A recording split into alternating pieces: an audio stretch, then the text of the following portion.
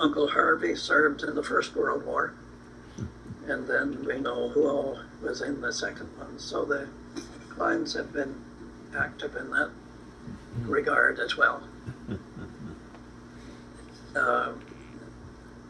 So I think that's about all I need to say, unless there's some questions. I know that's always hazardous to say, are there any questions? Well, I think you should let us know that our father refused to have anything to do with the Empire Loyalists. He said they were just a bunch of old Tories. He would never dream of being identified with the Empire Loyalists. He was always a good liberal. Yeah, I was telling Uncle Peter about this, and he snorted about the Tories too. And they did form the basis of the family compact, because there were certainly among them the English who wanted to make Canada little England with people. But these people, there's one reason the Methodists were disdained by the state church, was because they were seen as being too influenced by the Americans and also by this equal notion of people. There was something there I was about to say. Somebody was saying just the other day that on the radio that there were no clergy to perform marriages, and the reason was that the Church of England wanted to be the state church, and so did the Church of Scotland, because there was quite a percentage of Scottish settlers. And it wasn't until about 1833, I think it was, that other religions were allowed to perform marriages. And so the Methodists then got that permission. They outnumbered the others anyway, so I guess that's how they did it. With old Edgerton Ryerson giving the leadership. But and of course our family has been involved in the churches since the word go, pretty much. In fact, I think I saw somebody with Cline written on him standing by the manger scene. You may not believe that. But the Methodists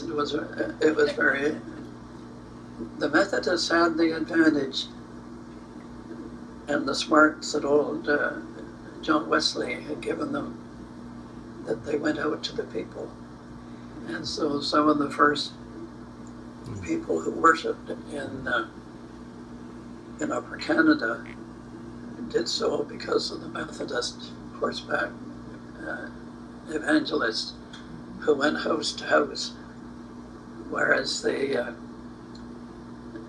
Church of England boys, they felt if they established a church, that people should know enough to come.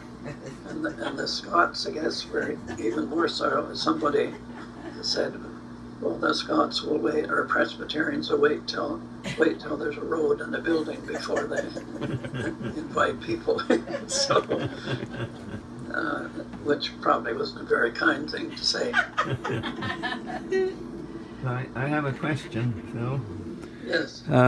Did some of our people, did they speak German to start with?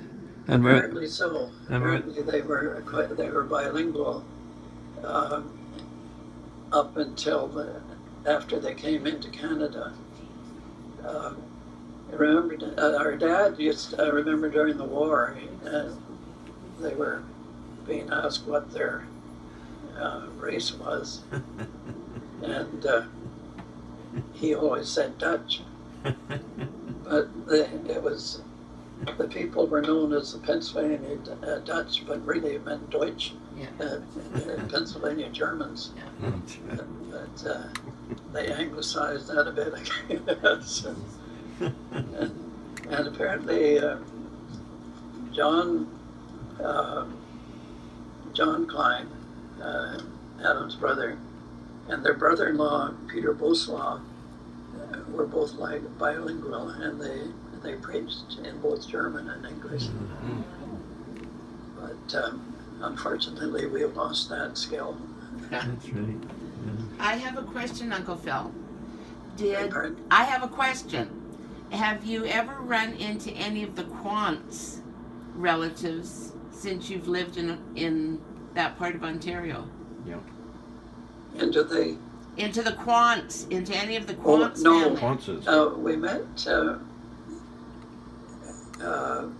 woman who was a Quants, and she was writing a history of the Quants family. And unfortunately, I've lost track of her, and I've always wanted to see what she did. One story was that the Quantses arrived about 1830 Okay. and came by a sailing ship.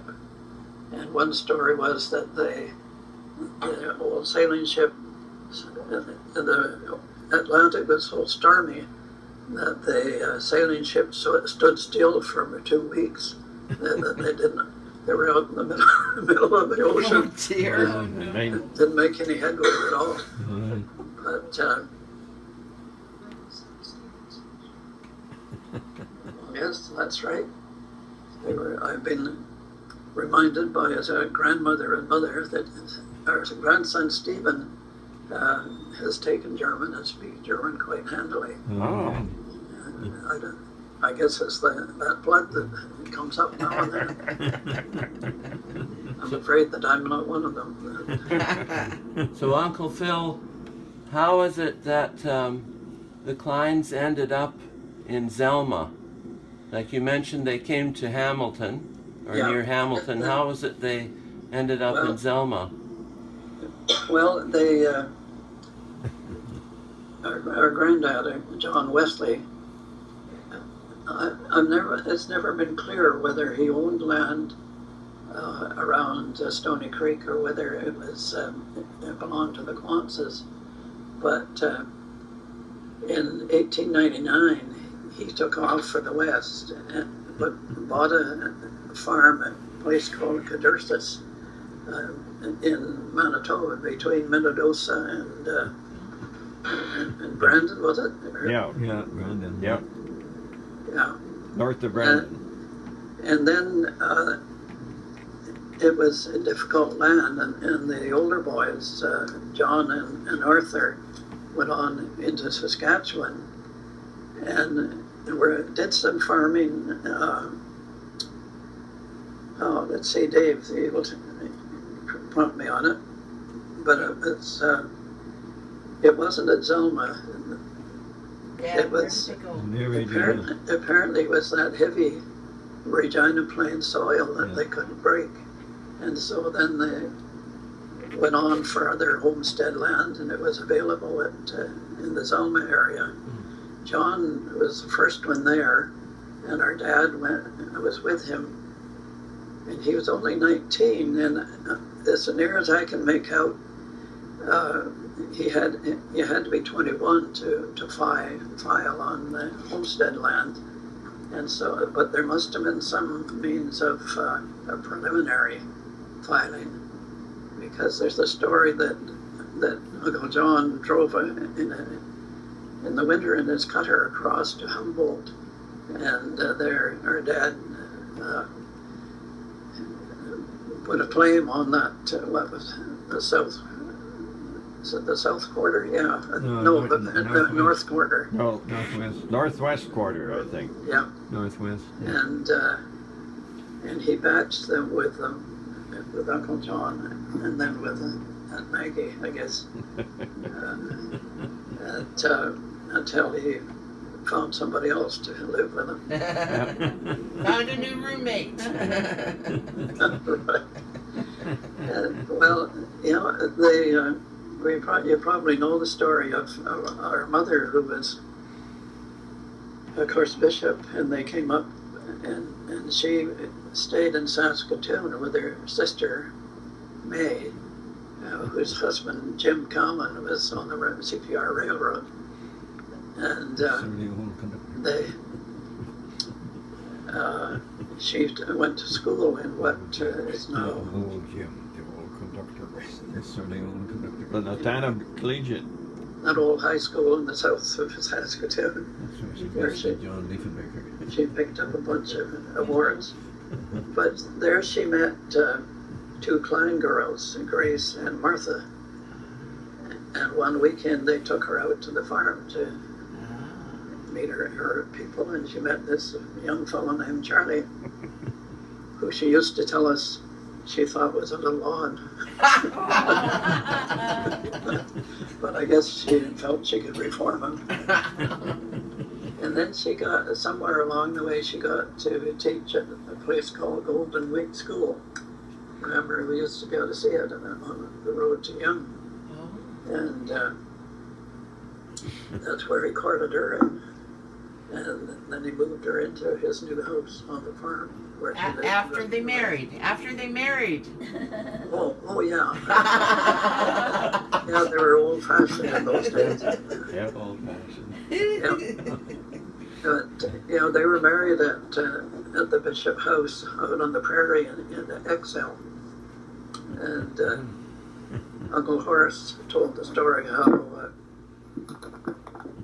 Charlie was coming to court his sister, and she looked around the house and saw the coal bin rather obvious, and suggested that they hang a curtain over it so that it would look a little nicer.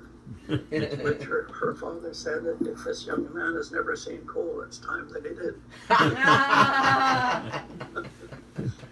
What about the advice Oh yeah, the advice, Uncle Phil. that we were giving to Mother? The advice that her parents gave her when she was a school teacher. So why would she want to get married to this poor farmer?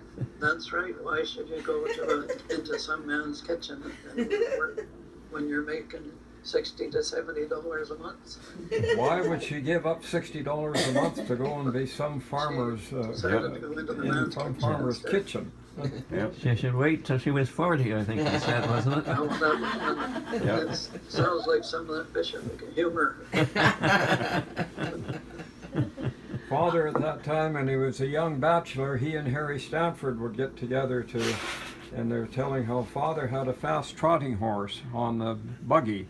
And so Father and Harry Stanford were trying to tease their friend who was courting a lady, and they were leaving a dance, and they waited till the friend set out with his lady friend in the buggy, and then they came dashing up behind him. And in order to tease them, they whipped up Dad's trotting horse and passed him, left him in the dust. So you see, when these were young fellows, the same as they are today. The only difference was they had a fast trotting horse rather than a car. Well, our cousin Albert remembered the story told how Dad was staying with John and Maggie, and Albert was about due to be born, so they sent Charlie off to Elstow to get the doctor with his famous trotting horse. And he got there and told the doctor he'd take it back in good time. The doctor said no, he had a saddle horse that would be better. But Uncle Charlie beat him back. And I guess the doctor delivered Albert safely as well. Well, the Todds were black Irish from the eastern townships, and they had come out at about the same time, and it turned out to be a double wedding because Uncle John courted Maggie, and Uncle Albert courted Aunt Ethel, so they had a double wedding. Oh, I didn't know that. Yeah. And Well. This Dad used to tell how when he and Uncle John were batching in their bachelor shack in the cold weather with the wind blowing through the shack, they would sit with their feet in the oven in order to avoid being starved. And Uncle John used to boast that he could make baking powder biscuits, but the trouble is he never got around to doing it. It was Dad who had to do all the Yeah, housework. that's right. Well,